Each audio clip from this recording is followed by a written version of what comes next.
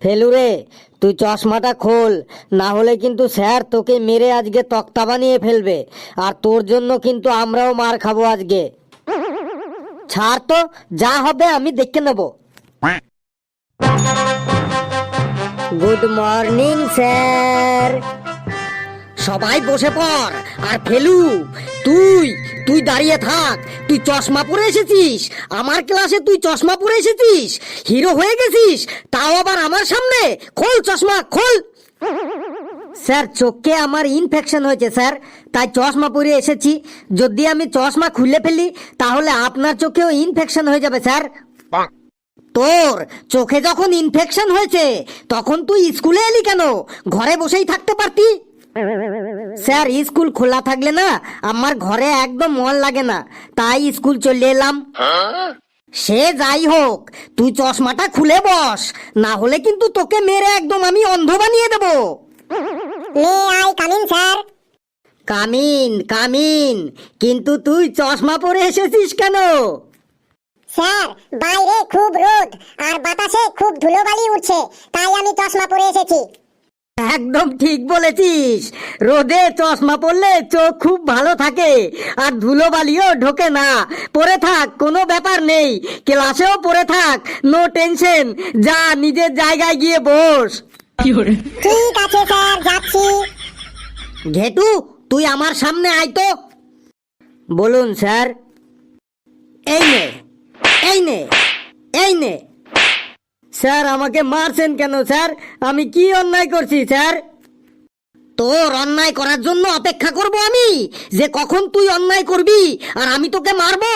তোর চেহারা দেখেই বোঝা যাচ্ছে যে তুই অন্যায় করবি, এই জন্য তোকে আগে থেকেই মারছি। এই নে, এই নে, এই নে। স্যার, ছেড়ে দিন স্যার, খুব লাগছে স্যার। হ্যালো, তুই শোন তো এখানে। বললুন স্যার। তুই হোমওয়ার্ক করে এসেছিস? হ্যাঁ স্যার, সব হোমওয়ার্ক করিয়ে এসেছি। তোর ড্রাইভিং লাইসেন্স আছে?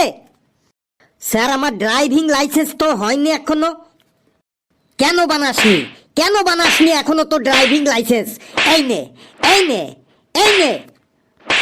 স্যার, মারছেন কেন? এখনো তো আমার 18 বছর পূর্ণ হয়নি, তাই ড্রাইভিং লাইসেন্সও তৈরি হয়নি। তোর 18 বছর পূর্ণ হয়নি, এটা কি আমার ভুল? কেন ধীরে ধীরে বড় হচ্ছিস? তাড়াতাড়ি বড় হচ্ছিস না কেন? তাড়াতাড়ি বড় হ। এই নে, এই নে, এই নে। ঘেটু, তোর খুব হাসি পাচ্ছে তাই না? আয় তুই এইখানে আয়। স্যার, আমি কখন হাসলাম? আমি তো হাসিনি। আমি কি এখন তোর হাসার জন্য অপেক্ষা করব যে তুই কখন হাসবি আর তোকে আমি মারবো? ভেতর থেকে তো তোর হাসি পাচ্ছে, এবার তুই যদি মুখে না হাসিস সেটা কি আমার দোষ? এই নে, এই নে। কামিন স্যার, ভেতরে আসছি। তুই ভেতরে কেন এলি? আমি তোকে পারমিশন দিয়েছি ভেতরে আসার। কোথায় ছিলি তুই? তুই এত লেট করলি কেন? তুই জানিস না স্কুল কখন শুরু হয়? এটা কি তোর দাদুর বাড়ি পেয়েছিস যে যখন খুশি আসবি আর যখন খুশি যাবি? স্যার, সত্যি কথা বলতে আজ আমার ঘুম থেকে উঠতে একটু দেরি হয়ে গেছে, তাই স্কুলে আসতে একটু লেট হয়ে গেল। তোর অজুহাতটা খুব একটা ভালো লাগলো না আমার। একটা ভালো দেখে অজুহাত বানা, তারপরে আমাকে বল। স্যার, আমি কোনো অজুহাত দিচ্ছি না, সত্যি সত্যি বলছি, ঘুম থেকে উঠতে আজ আমার একটু দেরি হয়ে গেছে। আচ্ছা, তুই আমার মুখে মুখে তর্ক করছিস? এই নে, এই নে, তোর খুব সাহস হয়েছে তাই না? এই নে। স্যার, ছেড়ে দিন স্যার, এমনিতেই আমার সিট দাঁড়াটা বাঁকা হয়ে আছে, তার উপর যদি আপনি মারেন তাহলে তো আমার সিট দাঁড়াটা আর কোনোদিনও সোজা হবে না। স্যার, ওকে আর মারবেন না, ছেড়ে দিন স্যার। আচ্ছা, ওকে মারলে তুই আমার কি করবি বল? তুই এইখানে আয় তো, তুই আমার সামনে আয়। স্যার, ওই কাল্লুকে মারলেন, ওটা আমি মোবাইলে ভিডিও করে রেখেছি, একদম এইচডি ভিডিও, 1 মিনিটেই আমি ভাইরাল করে দেবো। আচ্ছা, ভিডিও করছিলি তুই তাই তো? এই নে, এই নে, ভাইরাল করবি তুই আমার ভিডিও। এই নে, কর ভাইরাল, কর ভাইরাল, দেখি কেমন ভাইরাল করিস। এই নে, এই নে, কর রেকর্ডিং, যা করার কর। তোর মুখের শেপ আজকে আমি এমন পাল্টে দেবো না, তোর বাড়ির লোকেরাই তোকে চিনতে পারবে না। এই নে। আপনার টিচার না হয়ে পুলিশ হওয়ার দরকার ছিল। কিছু বললি? না স্যার, আর কিছু বললি? যা জায়গায় যা। শোনো গুণধর ছাত্রছাত্রীরা, তোরা তো জানিসই যে এই সময় এই শহরের সব থেকে শ্রেষ্ঠ টিচার তোদের ক্লাস নিচ্ছে। এই বছর আমাদের লক্ষ্য থাকবে আমরা 1 বছরের সমস্ত সিলেবাস 1 মাসের মধ্যেই শেষ করে ফেলবো। তোদের যত বই আছে সব বই হাওয়ার গতিতে শেষ করে ফেলবো, কিছুই বাকি রাখবো না। চলো তাহলে শুরু করি। হাওয়ার গতিতে চলার জন্য সবাই তৈরি হয়ে যাও। ফেলুরে, স্যার মনে হয় একটু বেশি বেশি বলে ফেলছে, তাই না? চুপচাপ সাইলেন্ট হয়ে থাক, না হলে কিন্তু স্যার মেইরে আমাদের মুখের শেপ একদম চেঞ্জ করে দেবে এবার। এই কি বললি রে তোরা? ওয়াও স্যার, 1 বছরের সব সিলেবাস 1 মাসের মধ্যে শেষ করে দেবেন? তাহলে তো একদম মজা এসে যাবে। হ্যাঁ স্যার, এটা একমাত্র আপনার দ্বারাই সম্ভব। You are the most popular and intelligent and talented teacher in our শহর। তো প্রিয় ছাত্রছাত্রীরা, সকলে সবকিছু বুঝে গেছো তো? আর যদি না বুঝে থাকো তাহলে একবার কেন হাজার হাজার বার আমাকে জিজ্ঞাসা করতে পারো। আমি তো তোমাদের বোঝানোর জন্যই আসি, আর এই জন্যই তো আমি পেমেন্ট পাই। বলো কে কি বুঝতে পারোনি, বলো, আমাকে লজ্জা করো না, বলো। স্যার, আমি কিছু বুঝতে পারিনি, আমার মন অন্যদিকে ছিল। প্লিজ আমাকে আর একবার ভালো করে বুঝিয়ে দিন। কোনো ব্যাপার নেই বেটা, এই জন্যই তো আমি আছি, এই জন্যই তো আমি মাস মাস পেমেন্ট পাই। একবার না, তুমি হাজার হাজার বার জিজ্ঞাসা করতে পারো, যতক্ষণ বুঝতে না পারবে ততক্ষণ জিজ্ঞাসা করে যাও, এই জন্যই তো আমি পেমেন্ট পাই। তাহলে বলুন স্যার। আমরা 1 বছরের সমস্ত বই এবং সিলেবাস 1 মাসের মধ্যেই খুব সুন্দরভাবে হাওয়ার গতিতে শেষ করে দেব। তোমাদের সব বিষয়ে একদম বাঘবাচ্চা বানিয়ে দেব, একদম বাঘবাচ্চা। Bengali, English, Hindi, physics, chemistry, math, biology, geography সব বিষয়ে একদম বাঘবাচ্চা বানিয়ে দেব, বুঝলে বেটা? ঠিক আছে স্যার, বুঝে গেছি। Thank you.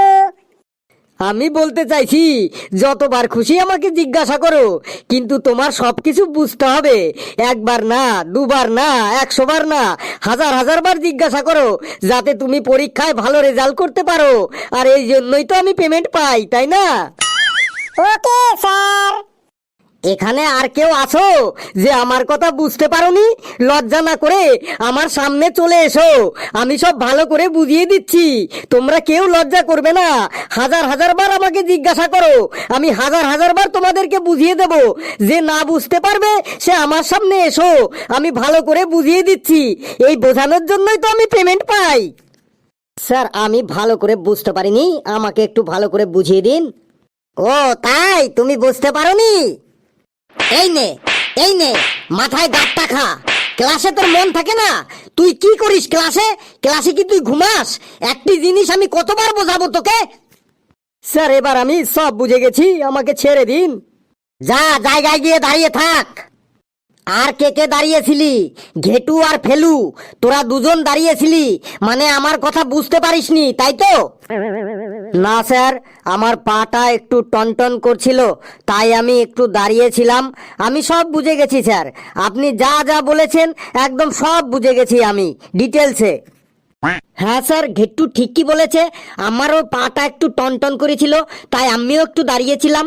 আপনার কথা সব বুঝে গেছি স্যার, আপনি যেভাবে বোঝালেন তাতে পুরো সিলেবাসটাই আমার একদম জলের মতো মুখস্থ হয়ে গেছে। আচ্ছা, সব বুঝে গেছিস তাই তো? বেশ, তাহলে ঘেটু বলতো, আমাদের রাজ্যের করোনা মহামারী নিয়ে একটা রচনা বলতো। স্যার, করোনার সময় আমি ঝাড়খণ্ডে গেছিলাম, আমার মামার বাড়ি, তাই আমাদের রাজ্যে ওই সময় কি হয়েছিল আমি ঠিক বলতে পারবো না। হ্যাঁ, জানতাম তুই বলতে পারবি না।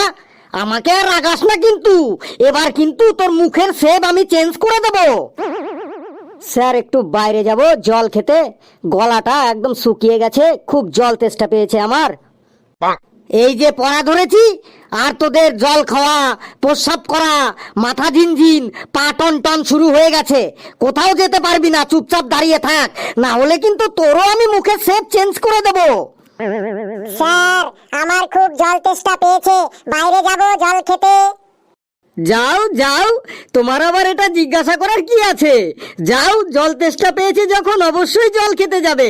তুমি তো শুধু এক গ্লাস জলই খেতে যাবে, পেট্রোল তো খেতে যাবে না। যাও যাও, আর যেতে যদি অসুবিধা হয় তাহলে বলো, আমি এখানেই তোমার জন্য জলের ব্যবস্থা করছি। আমি বাইরেই যাচ্ছি স্যার জল খেতে। যাও যাও, যত খুশি জল খেয়ে আসো, যাও। ফেলু, তুই দাঁড়া, তুই আমাদের রাজ্যের করোনা মহামারী সম্পর্কে রচনা বল। ওই সময় কি কি হয়েছিল সেই সম্পর্কে বল। বলছি স্যার, আমাদের এখানে প্রথম করোনার আগমন ঘটে 2020 সালের মার্চ মাসের।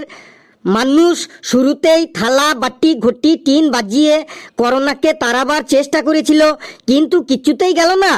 তারপরে কেউ কেউ বলল করোনা গো গো, করোনা গো, তাতেও করোনা গেল না। তারপর সকলে মোমবাতি জ্বালালো ও একদিনের জন্য দোকানপাট, রাস্তাঘাট, হাট বাজার, স্কুল কলেজ, অফিস কাছারি সব বন্ধ রাখা হলো, তাতেও করোনা গেল না। করোনার সময় সকলে একটা জিনিস দেখতে পেল যে মানুষের চায়ের প্রতি কত নেশা। আমরা চা খাবো না, খাবো না চা আমরা। তারপর এখানে আমরা চা খেতে এসেছি, আড্ডা মারতে নয়। চা খাওয়া হয়ে গেছে, বাড়ি চলে যাচ্ছি। এই দুটি বিখ্যাত মানুষের বিখ্যাত উক্তি সকলে করোনার সময়ই শুনতে পেয়েছিল। জীবন যায় যাক, দোকান থেকে চা খেতেই হবে।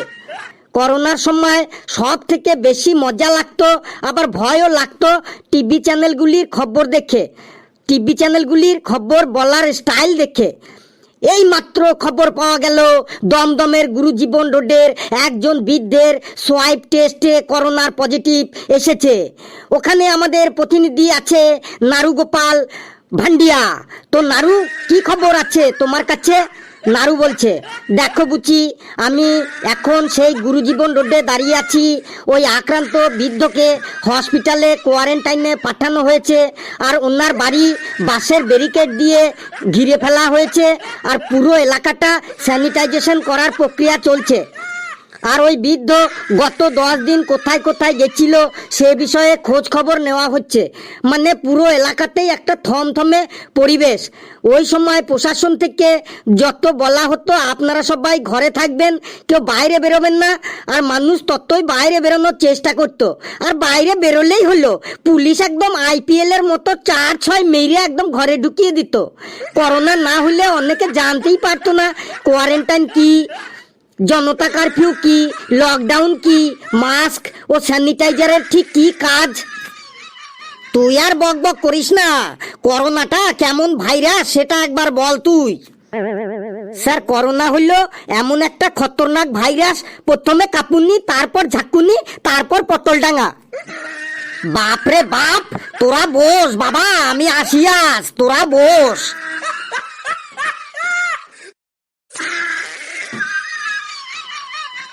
বন্ধুরা, ভিডিওটি কেমন লাগলো আপনারা অবশ্যই জানাবেন, আর ভিডিওটি লাইক করবেন, যত পারেন শেয়ার করবেন, আর চ্যানেলটিকে সাবস্ক্রাইব করিয়ে আমাদের সাথেই থাকবেন। আরও মজার মজার ভিডিও পাবেন। হাসতে থাকুন, সুস্থ থাকুন, যত বেশি হাসবেন তত বেশি সুস্থ থাকবেন। সকলে খুব খুব ভালো থাকবেন।